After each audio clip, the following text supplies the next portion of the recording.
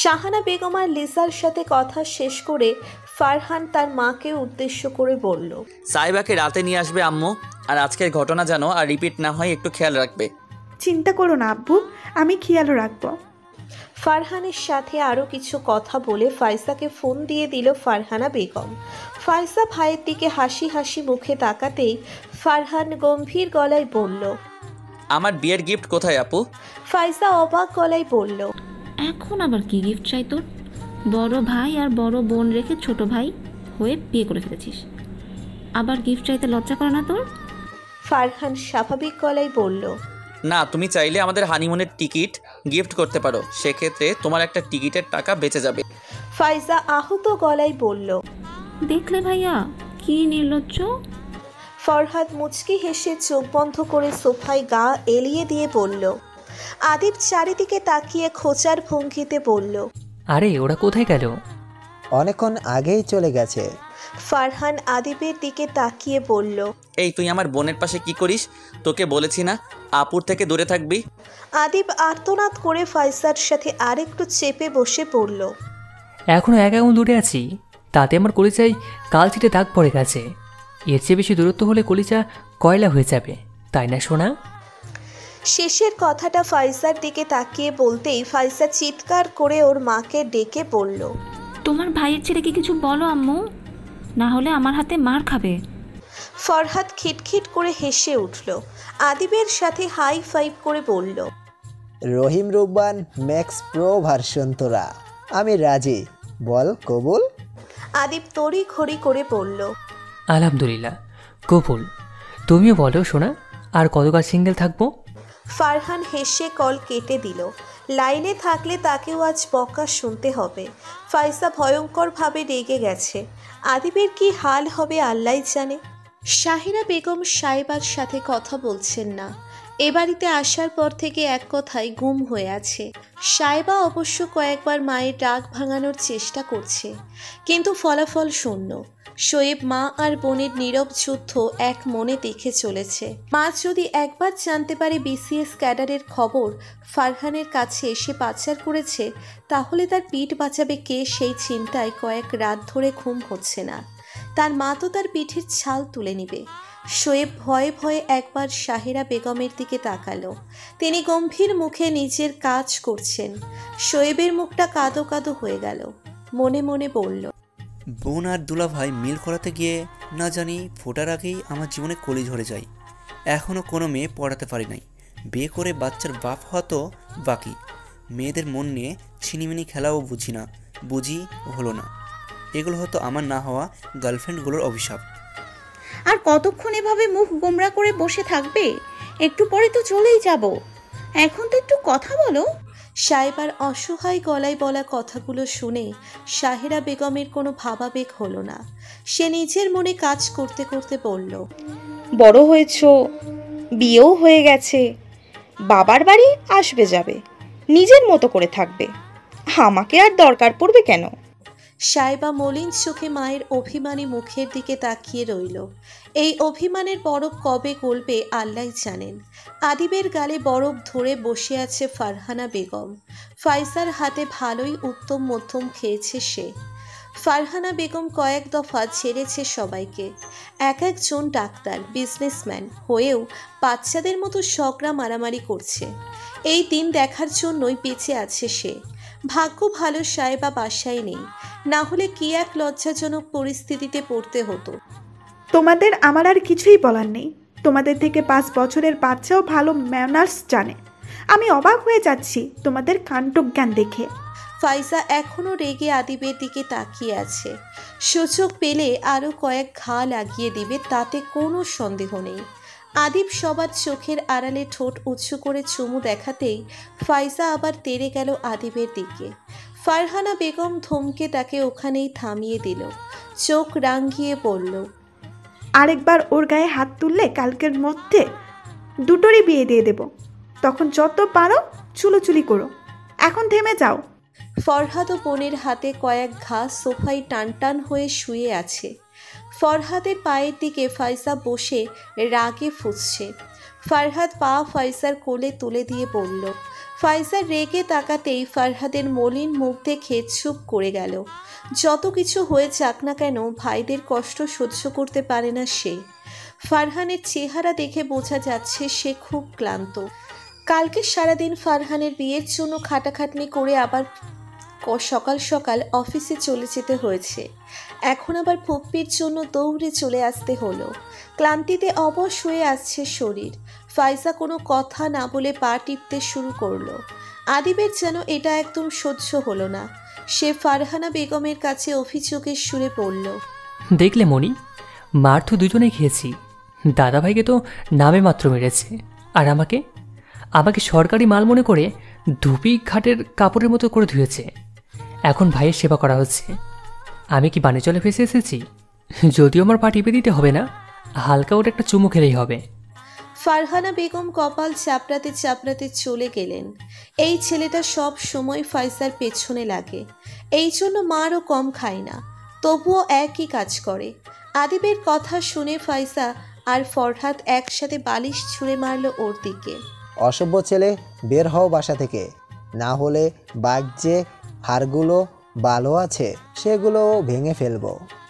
ফাইসার ধমকি জানালা দিয়ে ছুঁড়ে মেরে আদিব ওখানে বসে রইল। ফাইসার দিকে তাকিয়ে দুষ্টু হেসে গান ধরল। তোমার জন্য মরতে পারি সুন্দরী, তুমি আমার গলার মালা। এই যে দেখো, তোমার জন্য আনছি আরশি কোলা। অসহ্য। ফরহাদ চোখ বুজে পড়ে রইল। এখন এদের ঝগড়া দেখার সময় নেই, তার একটু ঘুমানো দরকার। রাত 9টার দিকে ফাইসা আর আদিব সাহেবাদের বাসায় উপস্থিত হলো। সাহেবা তখন টেবিলে খাবার গোছাচ্ছিল। আদিব আর ফাইসাকে দেখে মুচকি হেসে এগিয়ে গেল। ফাইসাকে হালকা চড়িয়ে ধরে কুশল বিনিময় করে খাবার টেবিলে বসিয়ে দিল। আদিবকে যদিও বলা লাগেনি, আদিব নিজ দায়িত্বে বসে গেছে। ফাইসার পরনে কালো বোরখার মতো একটা লম্বা ফ্রক, সাথে হাঁটু পর্যন্ত লম্বা হিজাব। চেহারাও ভালো করে দেখা যাচ্ছে না। আদিব যদিও সাইবার দিকে তাকাচ্ছে না, তবুও সাইবা নিজেকে আরেকটু ভালো করে ঢেকে নিল। ফারহানের কড়া হুকুম, বেপরদায় চলা যাবে না, আর এখন থেকে এমন লম্বা গাউন পরেই থাকতে হবে। বাইরে গেলে ঢিলাঢালা বোরখার সাথে হাত মোজা পা মোজাও পরতে হবে। সে তার বউকে কাউকে দেখতে দিবে না। কেউ তার বউয়ের দিকে মুগ্ধ হয়ে তাকাবে, এটা তার সহ্য হবে না। তার বউকে শুধু সে একা দেখবে, মন ভরে দেখবে। মন ভরে গেলে আবার প্রথম থেকে দেখবে, দেখতেই থাকবে। সাইবা খুব হেসেছিল ফারহানের কথা শুনে। তার সমস্ত আবদার খুশি মনে মেনে নিয়েছে। আদিব নিজের খাওয়া শেষ করে ড্রয়িং রুমে চলে, তারপর শাহিরা বেগম, ফাইসা আর সাইবা একসাথে খেতে বসলো। ফাইসা শাহিরা বেগমকে অবশ্য সরি বলেছে। শাহিরা বেগম হাসি মুখে সরি অ্যাকসেপ্ট করেছে। খাওয়া দাওয়ার পর্ব শেষ হতেই ফাইসা যাওয়ার জন্য তাড়া দিল সাইবাকে। যাওয়ার কথা শুনে সাইবার মুখ কালো হয়ে গেল। তার একদম যেতে ইচ্ছে করছে না, কিন্তু যেতেই হবে। তাই আর কথা না বাড়িয়ে বেরিয়ে পড়ল ওদের সাথে। কাল আবার সকাল সকাল চলে আসা যাবে। যাওয়ার আগে শোয়েবকে কতক্ষণ জড়িয়ে ধরে রাখলো। শাহিরা বেগমের চোখও ছলছল করে উঠল। মেয়ের উপর যতই রাগ করে থাকুক না কেন, মেয়ে শ্বশুর বাড়ি চলে যাচ্ছে শুনেই কলিজা ছিঁড়ে যাচ্ছে। সাইবা মাকেও কিছুক্ষণ জড়িয়ে ধরে বিদায় নিল মায়ের কাছ থেকে। ফারহানদের বাসায় এসে সবার সাথে হালকা কথা বলে রুমে চলে এলো সাইবা। ফারহানা বেগম তার ননদের হয়ে ক্ষমা চেয়েছে সাইবার কাছে। সাইবা তাকে অনেক কষ্টে বুঝিয়ে এসেছে, এতে তাদের কোনো দোষ নেই। রুমে আসতেই মনটা খুশিতে ভরে উঠল সাইবা। চোখ বন্ধ করে লম্বা নিঃশ্বাস টেনে ফারহানের গায়ের গন্ধ নেওয়ার চেষ্টা করল। কাবার থেকে ফারহানের একটা শার্ট নিয়ে কিছুক্ষণ জড়িয়ে ধরে রাখল। এখন ফারহানের শরীরের ঘ্রাণ পাচ্ছে। শার্টটা জড়িয়ে ধরেই শুয়ে পড়ল সে। চোখ থেকে কয়েক ফোঁটা নোনা পানি বেরিয়ে ভিজিয়ে দিল শার্টটা। ফারহান প্রেয়সীর চোখের পানি দেখে মন খারাপ করার বদলে তৃপ্তির হাসি হাসল। চোখ বন্ধ করে সেও তার ধুলোর রানীকে অনুভব করার চেষ্টা করল। চোখ খুলে সাইবার দিকে এক দৃষ্টিতে তাকিয়ে থেকে তাকে কল করল। ওপাশ থেকে রিসিভ হতেই ফারহানের নেশালো গলা শুনে কেঁপে উঠল সাইবা। Miss me. সাইবা এবার শব্দ করে কান্না করে দিল। কান্নারত গলায় বলল, অন্যে। ফারহান প্রত্যেক ফোঁটা চোখের পানি গুনে নিল। সাইবার কান্নার দমকে লাল হয়ে যাওয়া মুখের দিকে তাকিয়ে ভরাট গলায় বলল। আমিও। সাইবা কোনো রকম কান্না থামিয়ে হেঁচকি তুলতে তুলতে বলল। খেয়েছেন? হুম। কখন উঠলেন? অনেকক্ষণ। তুমি খেয়েছো? হুম। মা কি খুব বেশি রেগে? হুম। ঠিক হয়ে যাবে, চিন্তা করো না। আচ্ছা। ফারহান চুপ করে সাইবার দিকে রইল। সাইবাও চুপ করে ফারহানের নিঃশ্বাসের শব্দ শুনতে লাগলো। সাইবা, হুম। একবার ভালোবাসি বলবে? সাইবা চমকে গেল, কিছুক্ষণ থম মেরে বসে রইল, তারপর নিজেকে শান্ত করে বলল। একবার নয়, অগণিত বার বলবো, তবে যেদিন আমার সামনে হাজির হবেন সেদিন। ফারহান মুচকি হাসল, দুষ্টু গলায় বলল। সেদিন শুধু ভালোবাসি বললেই হবে না, এভাবে জড়িয়ে ধরেও রাখতে হবে। আদিব ছাদে সিগারেট জ্বালাতেই ফাইসার ফোনে কথা বলতে বলতে আগমন। আদিবকে সিগারেট জ্বালাতে দেখে অবাক হয়ে বলল। তুমি সিগারেট চালাচ্ছ? আদিব ফাইসার দিকে তাকিয়ে মলিন হেসে বলল। না, নিজেকে। পাত্রপক্ষের সামনে বসে আছে ফাইজা। পাত্রের মা জহুরি নজরে তাকিয়ে আছে তার দিকে, খুঁটিয়ে খুঁটিয়ে পা থেকে মাথা পর্যন্ত দেখছে। মহিলার মধ্যে একটা দারোগা দারোগা ভাব আছে। ড্রয়িং রুম জুড়ে অস্বস্তিকর পরিবেশ। পাত্র নিজেও একজন ডাক্তার, কর্মক্ষেত্রেই তাদের পরিচয়। ফাইজাকে দেখেই মনে ধরে যায় তার, তাই সরাসরি বিয়ের প্রস্তাব নিয়ে এসেছে। তা ক বছর যাবত আপনারা এখানে আসছেন? ছেলের মায়ের প্রশ্নে হক চকিয়ে গেল সবাই। ফারহানা বেগম হাসি হাসি মুখ করে বলল। বাড়ি হওয়ার পর থেকেই আমরা এখানে। আসলে এখান থেকে আমাদের হসপিটাল আর অফিস দুটোই সামনে হয়, তাই এখানে শিফট হওয়া। পাত্রের মা মুখ কুঁচকে বলল। আমাদের তো নিজের বাড়ি ঢাকায়, তা আপনারা বাড়ি করার ব্যাপারে কিছু চিন্তা করেননি? না মানে কতদিন আর ভাড়া বাসায় থাকবেন? ড্রয়িং রুমে পিনপতন, নীরবতা। সবাই বজ্র চোখে তাকিয়ে আছে পাত্রের মায়ের দিকে। পাত্র নিজেও অপ্রস্তুত চোখে তাকিয়ে আছে তার মায়ের দিকে। ঠিক সেই মুহূর্তে আদিবের আগমন। ফাইজাকে এভাবে সেজে গুজে বসে থাকতে দেখে যা বোঝার বুঝে গেছে সে। তবুও কিছু না বলে শান্তভাবে গিয়ে বসে পড়ল ফরহাদের পাশে। সবার দিকে নজর বুলিয়ে জোর করে হাসার চেষ্টা করল জাবের। পাত্র মায়ের কানের কাছে গিয়ে ফিসফিস করে বলল। কি বলছো মা? এই পুরো বাড়িটাই ওনাদের, প্লিজ তুমি নিজের মুখ একটু বন্ধ রাখো। ছেলের কথা শুনে চোখ চকচক করে উঠল তার। এত বড় বাড়ি, তার মানে টাকা পয়সা ভালোই আছে। এতক্ষণের থমথমে ভাব কেটে গিয়ে মুহূর্তেই আহ্লাদে গদগদ হয়ে গেল সে। ফাইসার দিকে তাকিয়ে বলল। আহা কি সুন্দর মেয়ে, দেখে চোখ জুড়িয়ে যায়। মাশাল্লাহ, আমার তো মেয়ে খুব পছন্দ হয়েছে। ফাইজা তার মায়ের দিকে করুণ চোখে তাকালো। সে এখন কিছুতেই বিয়ে করতে চায় না। পড়াশোনার জন্য এত বছর পরিবার ছেড়ে দূরে ছিল। যখন দেশে আসলো তখন ফারহানটা চলে গেল। এখন যখন ফারহান আসার সময় হয়েছে তখন তার আম্মু তাকে বিয়ে দেওয়ার জন্য পাগল হয়ে গেছে। আদিব তীক্ষ্ণ চোখে তাকিয়ে আছে ফাইজার দিকে। তার দৃষ্টি ফাইজা থেকে নড়ছে না। আদিব অনেক দিন আগেই বাবার ব্যবসা জয়েন করেছে, তাই এদিকে খুব একটা আশা হয়ে ওঠে না। কিছুক্ষণ আগে সাইবা থেকে জানতে পেরেছে ফাইজাকে আজ দেখতে আসছে, তাই সমস্ত কাজ রেখে এখানে ছুটে এসেছে। সানোয়ার সাহেবও নিজের স্ত্রীর এমন ব্যবহারে বিরক্ত। মেয়েকে বিয়ে দেওয়ার জন্য এত তাড়া কিসের সে বোঝে না। ফরহাদ এখানে নেই, সে অফিস থেকে আসেনি। মায়ের উপর নীরব রাগ ঝাড়ছে সে। সাইবা অসহায় চোখে তাকিয়ে আছে আদিবের দিকে। আদিবের রক্ত লাল চোখ দেখে মনটা বিষণ্ণ হয়ে উঠছে। ফারহানের সাথে এই বিষয় নিয়ে কথা বলতে পারলে ভালো হতো, কিন্তু ফারহান ইদানিং খুব একটা সময় দিতে পারছে না তাকে। পড়াশোনায় খুব ব্যস্ত সে, তার ফাইনাল এক্সাম চলছে। দেখতে দেখতে 1.5 বছর কেটে গেছে। চোখের পলকেই যেন সময় চলে যায়। দুই পক্ষের মধ্যে কথাবার্তার মাধ্যমে ঠিক হয় তারা আজই ফাইজাকে আংটি পরিয়ে যাবে। 2 মাস পরে ফারহান আসলে অনুষ্ঠান করে তুলে দিবে। আদিব এখনও ফাইসার দিকে তাকিয়ে আছে, ফাইসার দৃষ্টি নিচের দিকে। ফাইসা ছলো ছলো চোখে সানোয়ার সাহেবের দিকে তাকাতেই তার চোখ পড়ল আদিবের দিকে। আদিবের লাল চোখের দিকে তাকিয়ে বুকটা ধক করে উঠল। সানোয়ার সাহেব মেয়ের ছলো ছলো চোখের দিকে তাকিয়ে চোখ নামিয়ে নিলেন। অবশেষে জাবেদ ফাইসার অনামিকার রিং পরিয়ে দিল। আদিব নিজের চোখ সরিয়ে নিল ফাইসার থেকে, ঠোঁটে মলিন হাসি ফুটিয়ে হাঁটা দিল ছাদের দিকে। ফরহাদ আর ফারহান দুজনেই মায়ের উপর রেগে আছে। মায়ের এই হুটহাট সিদ্ধান্ত তারা মেনে নিতে পারছে না। ছেলের সম্পর্কে ভালো করে খোঁজখবর না নিয়েই এঙ্গেজমেন্ট করে ফেলা হটকারিতা ছাড়া কিছু। তুমি এটা কিভাবে করতে পারলে আম্মু? অন্তত পক্ষে আমার জন্য অপেক্ষা তো করতে পারতে। রাগ করো না আব্বু, এখন শুধু এঙ্গেজমেন্ট হয়েছে, তুমি আসলেই বিয়ে হবে। এতদিনে ওরা নিজেদের মধ্যে সময় কাটাক, চিনুক জানুক। আর জাবের ভালো ছেলে, আমি অনেক দিন ধরে চিনি।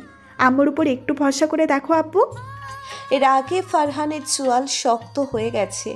ফারহানা বেগমের দিকে তাকিয়ে শক্ত গলায় পড়ল, তুমি তাকে প্রফেশনালি চেনো আম্মু? ব্যক্তিগতভাবে কতটা চেনো? একটা মানুষ কেমন তা তার বাইরের দিক থেকে কখনোই বোঝা যায় না। আর তার একার ভালো দিয়ে কি হবে আম্মু? তার পরিবার কেমন তাও তো জানতে হবে। আমার বোন কোনো ফেলনা নয়, হাজারের মধ্যে একজন। খুঁজে আনবো তার জন্য। ছেলের সাথে সাথে ছেলের পরিবারও গুরুত্বপূর্ণ আম্মু। আমার বোন তাদের সাথেই থাকবে। তুমি এই বিষয় নিয়ে আর এগোবে না আম্মু। আমি দেশে এসে যা করার করব। ফারহানা রাগ করে কল কেটে দিল। মায়ের উপর রাগ হচ্ছে খুব। এদিকে ফারহানা বেগম ভাবনায় পড়ে গেলেন। ফারহানের কথা ভুল নয়, এভাবে তাড়াহুড়ো করা উচিত হয়নি। ফাইসার মত না নিয়ে তো একদমই নয়। ফাইসা সেইছে দরজা বন্ধ করেছে, এখনও খোলেনি। ফরহাদ মায়ের উপর চোটপাট করে গিয়ে কয়েকবার দরজা ধাক্কা দিয়েছে, কিন্তু ফাইসা দরজা খোলেনি। সাইবা শুধু অসহায় চোখে সব কিছু দেখে যাচ্ছে। বাড়ির পরিবেশ গরম, কিছু বলতেও ভয় হচ্ছে। এদিকে রাতও কম হলো না। টেবিলে খাবার দিয়ে সবাইকে একবার ডেকে এসেছে, কিন্তু কেউই খেতে আসেনি। ফাইসা অনেকক্ষণ অপেক্ষা করে সানোয়ার সাহেব আর ফারহানা বেগমের জন্য খাবার নিয়ে গেল। সানোয়ার সাহেবের প্রেশারের মেডিসিন দিতে হবে। খাবার খাইয়ে তাকে মেডিসিন দিয়ে ফারহানা বেগমের কাছে গেল সাহেবা। বারান্দায় ইজি চেয়ারে বসে আছে সে। সাহেবা আস্তে করে মা বলে ডাকতেই চোখ খুলল সে। সাহেবার দিকে তাকিয়ে মলিন হেসে বলল, খাবার নিয়ে যাও সাহেবা, আমি আর আজ খাবো না। ফাইজার দিকে একটু খেয়াল রেখো, রেগে আছে খুব। চিন্তা করবেন না আম্মু, সব ঠিক হয়ে যাবে। তোমারও মনে হয় আমি ভুল সিদ্ধান্ত নিয়েছি, তাই না? সাহেবা তপ্ত শ্বাস ফেলল। শাশুড়ির দিকে তাকিয়ে স্পষ্ট গলায় বলল, বাবা মা কখনো সন্তানের খারাপ চায় না আম্মু। আপনার দিক থেকে আপনি সঠিক, তবে সময় নিয়ে সবার সাথে আলোচনা করে নিলে ভালো হতো। এভাবে হুট করে সিদ্ধান্ত নেওয়া সবাই মন খারাপ করেছে। আমার কথায় রাগ করবেন না আম্মু। আপনার আপুর সাথে কথা বলা উচিত ছিল। তার মতামত সবচেয়ে বেশি গুরুত্বপূর্ণ। তার অনুমতি ব্যতীত এঙ্গেজমেন্ট করা বোধহয় ঠিক হলো না। ইসলামে এটা সম্পূর্ণ নিষেধ। কুমারী মেয়ের অনুমতি আর বিধবা অথবা তালাকপ্রাপ্ত মেয়েদের মতামত ছাড়া তাদের বিয়ে দেওয়া নিষেধ। এতে বান্দার হক নষ্ট হয়। আমি রাগ করিনি আম্মু, আমার ভুল হয়েছে, তবে বিয়ে হয়ে যায়নি। আমি এবার ভালো করে খোঁজ নিয়ে তারপর বিয়ে নিয়ে এগোবো। আর ফাইজার মতামত নিয়েই হবে সব কিছু। ওর যদি মত না থাকে তাহলে বিয়ে হবে না। সাহেবা সন্তুষ্টির হাসি হাসল। সানোয়ার সাহেবও খুশি হলেন। এতক্ষণ সে ওদের সব কথা শুনছিলেন। স্ত্রীর উপর এতক্ষণ রেগে থাকলেও এখন আর রাগটা নেই। সে খুশি মনে শুতে চলে গেল। সন্ধ্যা থেকে মধ্যরাত পর্যন্ত ছাদেই আসে আদিব। নিচে নামতে ইচ্ছে করছে না। চোখগুলো রক্তবর্ণ ধারণ করেছে। পায়ের শব্দ পেয়েও পেছনে ফিরল না সে। এত রাতে এখানে কি করছো? ফাইসার উপস্থিতি টের পেয়েও কিছু বলল না আদিব। কি হলো, কথা বলছো না কেন? ইচ্ছে করছে না। নিচে যাও আদিব, অনেক রাত হয়েছে। আমাকে নিয়ে না ভাবলে চলবে আপু। আদিবের মুখে আপু ডাক শুনে চমকে উঠল ফাইজা, যেন হৃৎপিণ্ডের ভেতর কেউ হাজারো সূচ ঢুকিয়ে দিয়েছে। ফাইজা ছলো ছলো চোখে অবাক হয়ে তাকিয়ে আছে আদিবের দিকে। আদিব একবারও তার দিকে তাকায়নি। যে ছেলেকে মারধর করেও আপু বানানো চায়নি, সে আজ নিজ ইচ্ছায় আপু বলছে। কয়েকবার ঢোক গিলে নিজেকে নিয়ন্ত্রণ করলো ফাইজা, ভাঙা গলায় বলল, হঠাৎ আপু ডাকলে যে? আদিব আকাশের দিকে তাকিয়ে তাচ্ছিল্যের হাসি হেসে বলল, অনেক আগে থেকে বলা উচিত ছিল, আমারই ভুল। আপনাকে আপনার একাটাও ভুল, ঠিক আপনাকে ভালোবাসার মতো। ফাইজা ফ্রিজ হয়ে গেল, কাঁপা কাঁপা গলায় বলল, আদিব, কি বলছো এসব? আমি তোমার বড়। আদিব ঝড়ের গতিতে ঘুরে খ্যাপা বাঘের মতো চেপে ধরল ফাইজাকে, রক্তচক্ষু নিক্ষেপ করে বলল, মজা করছো আমার সাথে? তুমি জানতে না আমি ভালোবাসি তোমাকে? বলো জানতে না? একটা মেয়ে দূর থেকে ছেলেদের দৃষ্টি থেকে সব কিছু বুঝে ফেলে, আর আমি তো তোমার কাছে ছিলাম সব সময়। সারাক্ষণ তোমার সাথে ছায়ার মতো দেখেছি, তোমাকে ঘিরে হাজারো পাগলামি করেছি। এই অবহেলা আমি তোমার থেকে 3 বছরের ছোট বলে? আরে একবার আমাকে একটা সুযোগ তো দিয়ে দেখতে, জান দিয়ে হলেও সবাইকে রাজি করাতাম।